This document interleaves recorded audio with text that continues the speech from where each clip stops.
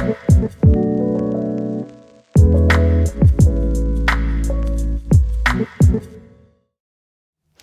is a total body strength session that is designed for your premenstrual and menstrual phases. This is a time of transition where we're taking the body from high hormones to low hormones, and it's happening very quickly. So it's the abrupt change in hormones that can bring about things like low mood, low energy, even your symptoms of PMS. So this is a time in the cycle where we shift to lower intensities. We're looking to soothe any symptoms that are present. And we're also looking to protect our bodies against things like inflammation, fatigue, and pain. Inflammation is not necessarily a bad thing. It is inflammation that facilitates the process of menstruation, but it's energetically demanding. It requires a lot of our resources. And when we don't allow that inflammation to resolve, say if we engage in excessive exercise that's creating these microscopic tears and damage to the muscles, that promotes more inflammation on top of what's already present at the baseline. And with limited resources, it's harder to resolve that inflammation process. So we tone it down. We work on things like endurance training and our mobility training under load, these different training modes that allow us to still show up for a resistance training practice, but in a really intelligent way that reflects what's happening in our bodies. So know that even if you're not all out sweating, gasping for air during this practice, you are serving your body in the best way, because after you transition to your next low hormone phase, to your next follicular phase, you'll be able to come back more powerfully and make more progress that builds over time. So today we have 10 different exercises. We only have a few standing postures. We're working mostly with a kneeling or a half kneeling position. You want a light set of dumbbells. I'm working with a set of 10-pound dumbbells, which is probably the highest I would go for this workout. You can go body weight only, or even as light as kind of the really small dumbbells, the 1 to 3 pound range. Something that is going to be sustainable, that's not going to max you out or get you anywhere close to that in each working interval. We've got those 10 exercises. We're completing rounds of 45 seconds on and 15 seconds off. Again, this is low intensity, so your 15 seconds isn't really a recovery interval. It's more just that transition time to get ready for the next exercise. You have the option of completing 1 to 3 rounds, so you might get through the first 10 minutes and feel like that is complete. You're good with that. You can stay for the second and third rounds if you wish.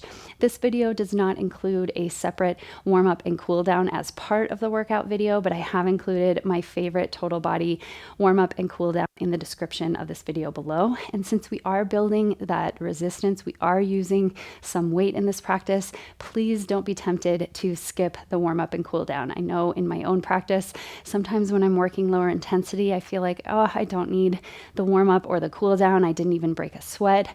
But those accessory elements, those bookending elements, will help you get more out of your practice, and it will help support your recovery so that you can maintain that state of balance both in your energy, and you can also soothe some of those symptoms. You're allowing that stress response to resolve. So without further ado, let's get right into this workout. Welcome to this total body session for your menstrual phase. For this one, make sure you're grabbing a light set of weights, something that is decreased 20 to 30, maybe even 50% from what you might use in your follicular phase. And that is all you will need for today, is just that single set of weights. This video jumps right into the workout itself. So if you haven't already, please check out my favorite total body warm-up to prepare your body for the strength training. When you have your weights set up, I will go ahead and get our timer started. We have about 20 seconds to set up for our first of 10 exercises. We're completing these exercises in 45 seconds of work, followed by 15 seconds of recovery. We're staying in that low intensity range, so the recovery is really just to transition from one exercise to the next. Our first exercise is that half kneeling press with a windmill. So we're combining some strength and some mobility with that core integration. So we've got 20 seconds on the clock. clock. This one, all you will need is a single dumbbell. You'll come into your half kneeling position. Your dumbbell is on the same side as your front leg. We're simply going to take that wide shoulder press up and then come down to our windmill. For your windmill, make sure that you're keeping that arm straight up and down. You can tap the inner edge of your foot or come all the way to the elbow.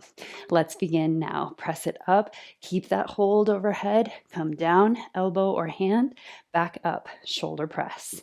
So right from the beginning, you should feel that core engagement that's stabilizing the spine as you come up and then as you lower down. I want you to keep your hips square to the front as you come into that windmill. So we're really recruiting mobility in the lower abdominals and the thoracic spine. You've got also that shoulder mobility, keeping the arm straight up and down. We've got about 10 more seconds in this exercise. So we've got these 10 exercises. You can complete 2 to 3 rounds depending on the length of time that you have and your energy levels. Release. We're going to grab our single weight, for this next one. You want to keep your feet flat. We're going to be leaning back into our Nordic curl and then coming to a front press. Let's begin now. So you lean back, press as hard as you can through the shins, keep that spine in a straight line, and then press that weight straight out in front. You should feel the core engage in both phases of the movement as you come through that front press, taking the weight at a longer lever arm, and then leaning back into that Nordic curl. I really want you to press through the shoelace side of your foot. You'll feel your quads engage. And I only want you to come as far back as you can without letting the spine come out of alignment. So you've got that nice straight staff of your spine coming all the way back and all the way forward. If this creates any knee pain whatsoever, you can come into more of a kneeling hip thrust. So you'll be here. Should have mentioned that at the beginning. Apologies if you have any knee sensitivity, but you can come into that kneeling hip thrust to get a similar key action.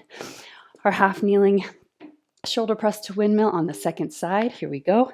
Press and keep that weight overhead. Come down either to the elbow or to the hand. And there will be one side that feels just a little more awkward for me. It is the left arm lifted. Feels just a slight bit more unstable. So that's telling me that this unilateral work is needed and so beneficial. Press it up, hold that weight up. Keep that arm straight and strong and come back. Your pace should be nice and slow. So you don't really want to go much higher than about 50% of your max effort, max heart rate. So you can carry on a conversation nice and easy. Rest. You're breathing fluidly. For this next one, we will take both weights in our hands. You're going to bring that weight behind you, hug the elbows into the center, and we're coming into a hip thrust. So you'll lower hips to heels, then you come up, and it's a tape press. If it's awkward to bring that weight behind, you can always take it forward, come into that hip thrust, and then tape press. I'll show this from the front so you can see you've got the pinky side of the hand facing up, and then you're reaching those arms overhead. So again, you can have the weights either in front or behind you, whatever grasp, whatever position feels more supportive, more comfortable. For me, the front position, a little bit better for this particular movement. You come up, aim from the chest, straighten those arms, and back down. Rest. Our next movement pattern is a split squat with an alternating lateral raise. So I'm going to take my right foot forward, tuck the back toes under. Our split squat, we're simply lowering up and down with that back knee, and we're adding an alternate lateral raise. So we come down, lateral raise with that lift of the arm out to the side. I want you to bring it slightly in from the horizontal. So it's not straight out from your body, but it's slightly forward of the shoulder, of the torso there. Come down and lift it up. Want that back knee to come straight down and straight up. Just hovers above the mat. You've got your front knee tracking over second and third toes. You're aiming for 90-degree bends in both knees. You might come into slight knee over toes position with that front knee, but we're really trying to maintain that generous angle in the front knee. Next exercise is our kneeling back squat to stand. So we're starting in the kneeling position. We've got the weights behind us, so you can have the elbows hugging in. And then we're simply coming to that squat, nice and low, and rise to stand. Then we squat down, kneel, and switch sides. So you want to switch the foot that you're leading with each time. Squat it down and back. So I want you to find that pause in the squat position, nice and low, before you transition to that kneeling position and up. So you get a little back squat both on the way down and on the way up. With your squat, make sure your chest is staying elevated. Make sure your feet aren't moving too wide apart and that your feet are mostly parallel. You might have a slight turn out with the toes, but aiming for mostly parallel in those feet. You can rest here. We're coming to the second side of our split squat, this time with a biceps curl, and you can keep both arms in that curl for each rep. Let's begin now. Take it down, curl it up. If your weight is a little bit heavier to where that biceps curl is feeling a little bit too challenging, you can always switch to single-sided reps. Split squat and squeeze. As you come up into that biceps curl, really want you to hug the elbows into your sides so that they don't move, and then squeeze the biceps at the top. We've got 15 more seconds here. Stay with it. After this, we're coming back into our kneeling position. So we're staying pretty grounded through this practice.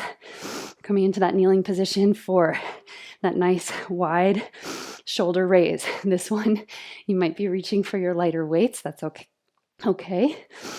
Coming into the kneeling position, palms are facing out. You're simply going to circle one arm out, around, and up, and then switch. Here we go. Around the world, all the way to vertical, and then slow that descent as you come down.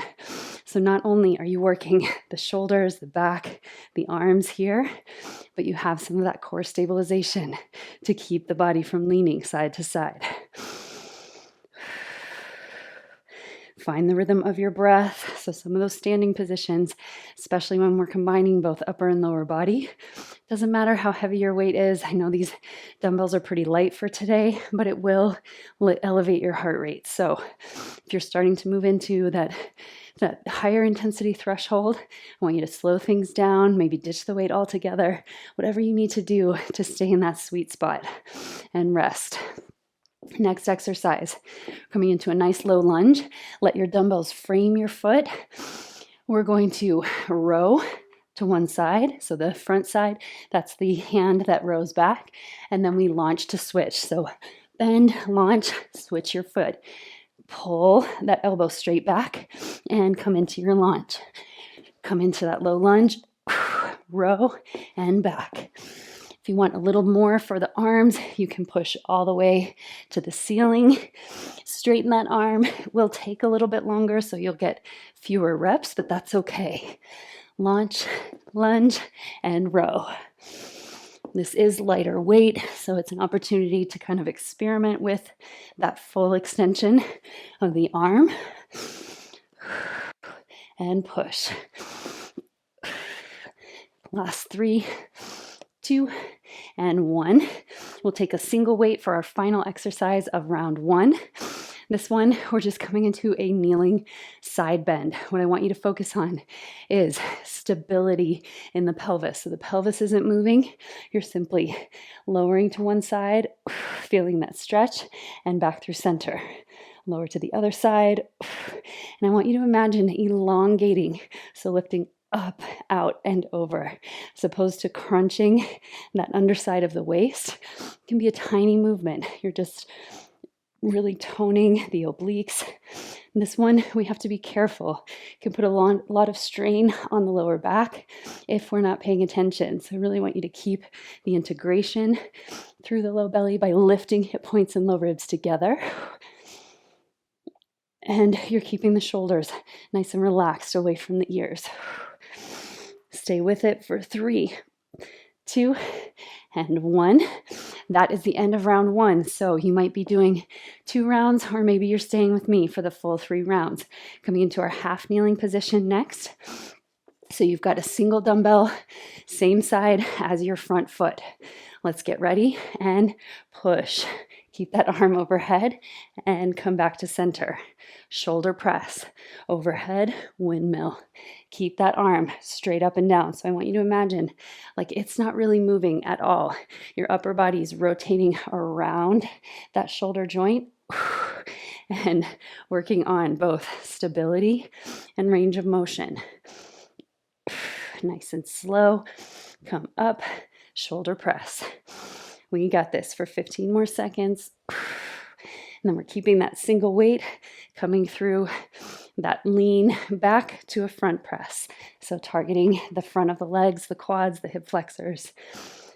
Last 2 and 1. So come into your full kneeling position. You've got that weight at the chest. Again, we're leaning back. I want you to really think about curling the pubic bone toward the navel, stretching the front of the thighs, and pressing through the shins and tops of the feet. Here we go. Lean it back. And then reach forward, front press. Shoulders stay relaxed. Lean it back and press. We got this.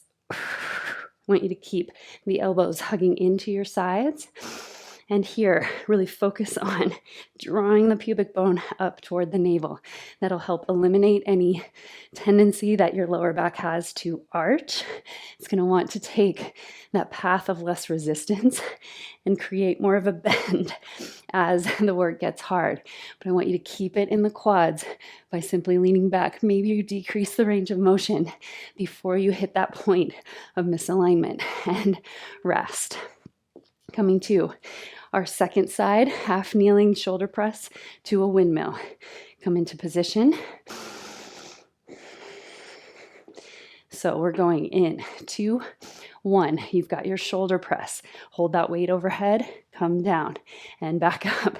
This side, for some reason, feels just much more fluid. It's my dominant side, so there's a little more stability in the shoulder.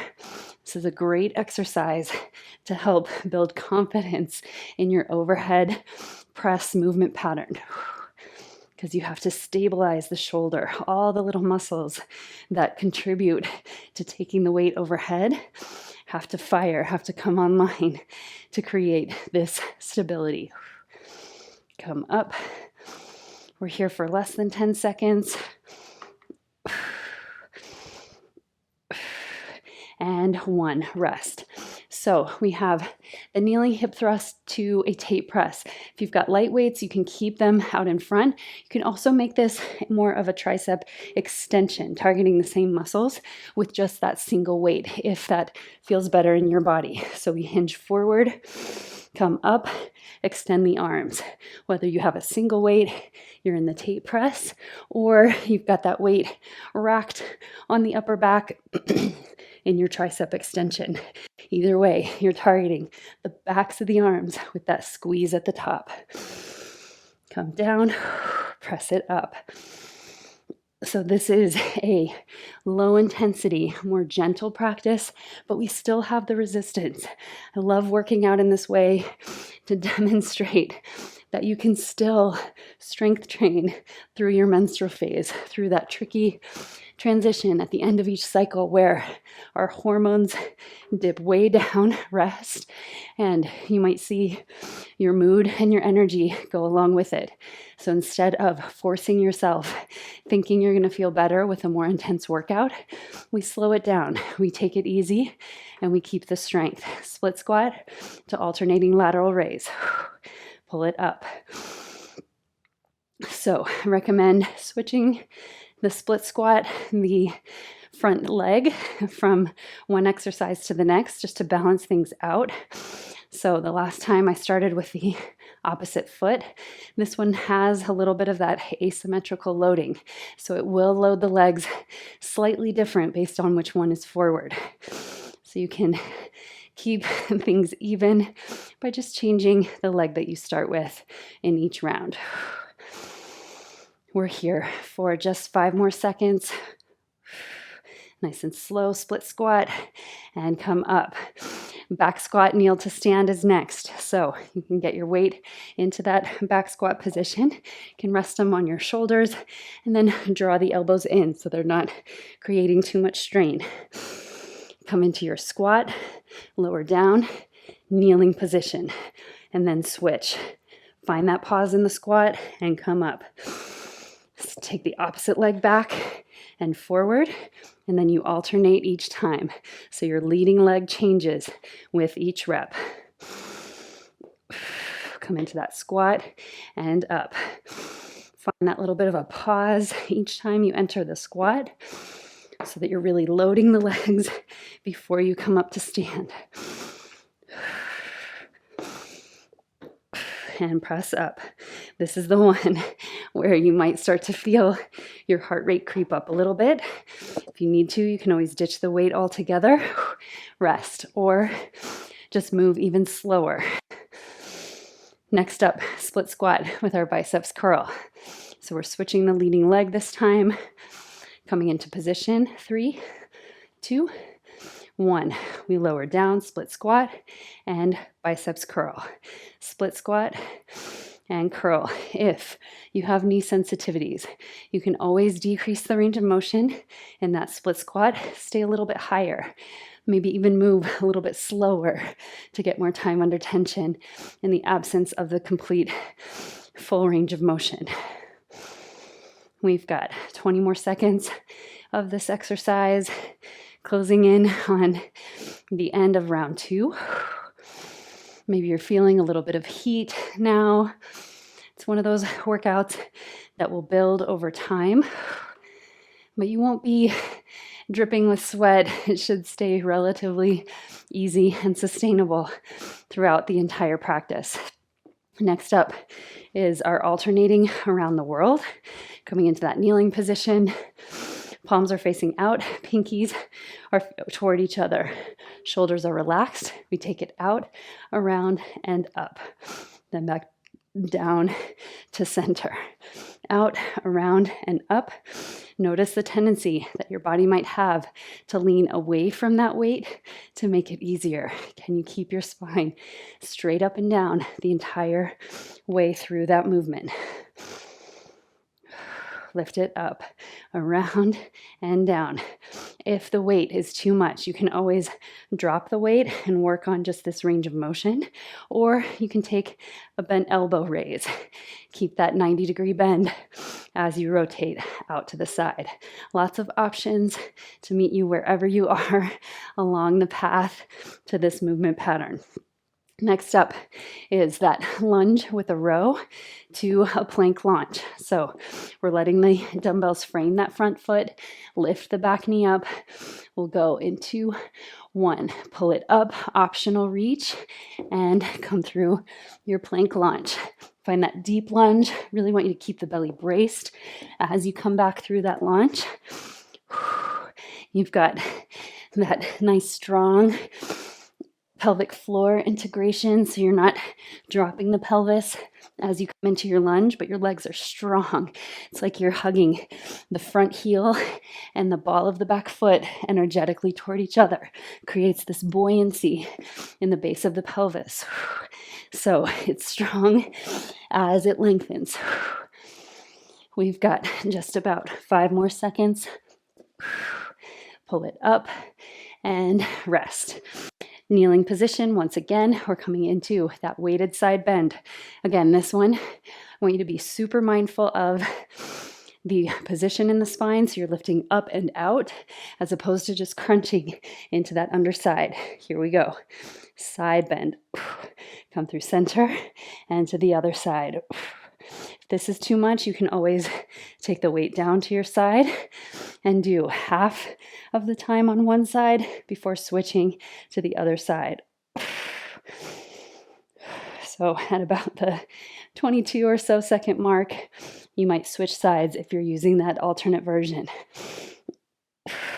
Otherwise, we have the arms stretched overhead, nice and strong, but without shrugging the shoulders. We're keeping the tension out of those shoulders. Last 3, 2, 1. Rest. Coming back to the top of round 3. If that was it for you, you're just staying for 2 rounds, please tune into that cool down in the description below. Otherwise, you're starting your 3rd and final round with me here. Let's take that weight. Overhead, windmill. Elbow or hand to the floor. Come up. So this one, you can start in the beginner phase. You're just tapping your fingers to the floor. Then you slowly progress. Maybe you bring that elbow a little bit more bent as you come through. And then final expression, you're bringing that elbow all the way down as you come up. We're here for just about 15 more seconds, maybe a little bit longer. Maintain your form. Stay integrated from start to finish. And come down. Last 3, 2, and 1. Shake out those knees. I know these kneeling positions can start to build up on that joint. If you need to, you can always put a cushion or a blanket underneath the knees for that added support. Coming into your full kneeling position, and we lean it back. Press through the tops of the feet. Come forward, front press. You got this. Lean. Press the shoelace side of the foot and reach it forward. Make sure you're keeping that strong alignment in the spine. So from your knees to the crown of the head, you should be able to draw that straight line. It moves back as a unit and up as a unit. Definitely feeling the quads working here. Just that little bit of added resistance it doesn't take much to feel this one working. Last 5, 4, 3, 2, and 1. Coming back to your half kneeling windmill with a shoulder press next. So come into position. We'll go in just 5 more seconds. Find your deep breath. Heart rate still nice and low. Let's begin now. Press it overhead and come down. So I just glanced at my heart rate there, right about 115. That's even lower than I might want to be in the menstrual phase, and that is a-okay with me. So I err on the side of lower intensity during this transition period from one cycle to the next. It's only a few days. It is not going to set back your progress. In fact, it can support better results because you are coming back stronger in your next cycle. You're not operating at a deficit, starting in the red. Instead, you're well rested, well recovered. Rest. We'll switch now to the kneeling hip thrust with a tape press or your tricep extension. This menstrual phase practice, probably the hardest lesson for me to learn, begin in cyclical fitness, was that I'm actually improving my fitness, improving my body composition by toning it down, by dialing it back in this transition phase. So rather than trying to make myself feel better when I get PMS by pushing through a really tough workout, thinking that's going to improve mood and even body image, instead, we honor what's happening beneath the surface. We reflect that in a lower intensity effort. Our resources are being shuttled elsewhere, doing really important work. Rest. So what we do on the outside matters. Again, support that internal process. Our next movement pattern, we're coming into that split squat with a lateral raise. Come into position and let's begin. Take it down and raise. Down and lift it up. Nice and slow here. I know it's been a lot of kneeling. I'm definitely feeling a little bit of communication coming from my back knee in these split squats. So if you're feeling that too, you can widen your stance just a little bit, or you can decrease the range of motion just a touch. You don't have to come quite so far down. I'm going to try that wider stance. It just loosens the angle of your back knee to where it's not having to come into quite as deep flexion, especially after all the kneeling. That can be something welcomed here. Rest at this point in your workout. Back squat, kneel to stand is coming next. So you can get your weight into position, that back hold, and we'll go into 1. Keep the chest lifted as you squat, kneel, and then pause at the squat on the way up before you stand. So create that intentional separation between the two phases of the movement.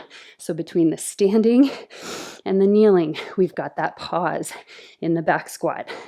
Really want you to focus on lifting the heart and chest, keeping your gaze neutral out in front of you. Back of the neck is nice and long.